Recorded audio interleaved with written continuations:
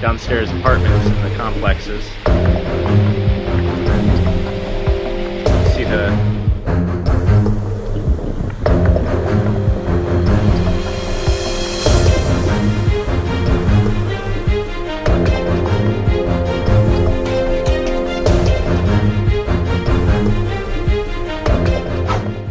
Record rainfall caused flash floods early Tuesday in parts of St. Louis, which was so heavy, it broke the city's daily rainfall record.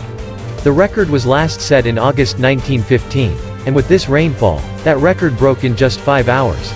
According to the St. Louis National Weather Service, the city recorded 8.06 inches or 20.4 centimeters of rain.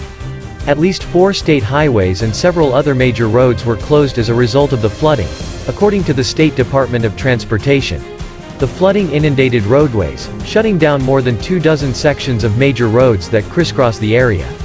Local authorities urged residents to stay home as water levels rose, leaving cars and motorists stranded.